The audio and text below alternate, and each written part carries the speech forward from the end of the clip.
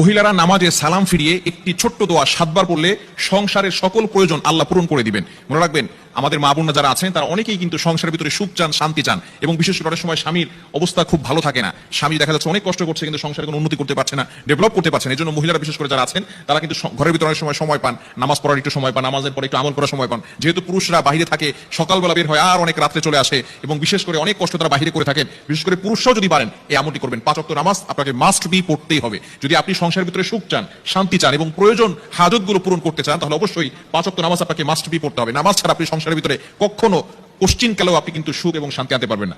একটু বলেন তো, সুখের মালিক কে? হ্যাঁ, সুখের মালিক হচ্ছেন আল্লাহ। তো ওই আল্লাহকে আপনি অখুশি করে কখনো আপনার সংসারে সুখ আনতে পারবেন না। একমাত্র কাজ হচ্ছে নামাজ পড়া। নামাজ 5 ওয়াক্ত নামাজের পরেই এই ছোট্ট দোয়াটি পড়তে হবে। দোয়াটি হচ্ছে ইয়া কাদিয়াল হাজাত, ইয়া কাদিয়াল হাজাত। আপনি নামাজে সালাম ফিরানোর পরে 5 ওয়াক্ত নামাজ আপনাকে পড়তে হবে। নামাজের পরে সালাম ফিরানোর পরে আপনি আল্লাহু আকবার পড়বেন একবার, আস্তাগফিরুল্লাহ 3 বার, এরপর আপনি পড়বেন ইয়া কাদিয়াল হাজাত, ইয়া কাদিয়াল হাজাত, ইয়া কাদিয়াল হাজাত 7 বার পড়বেন। এভাবে যদি আপনি আমল করতে পারেন, ইনশাআল্লাহ আপনার ঘরে যত প্রয়োজন আছে, আপনি কেমন যেন আল্লাহ তাআলার কাছে প্রয়োজনের কথা বলতেছেন, যত প্রয়োজন আছে সকল প্রয়োজনগুলো আল্লাহ পাক রব্বুল আলামিন নিজে পূরণ করে দিবেন। বিশেষ করে নামাজের পরে দোয়া করলে দোয়াগুলো কবুল হয়।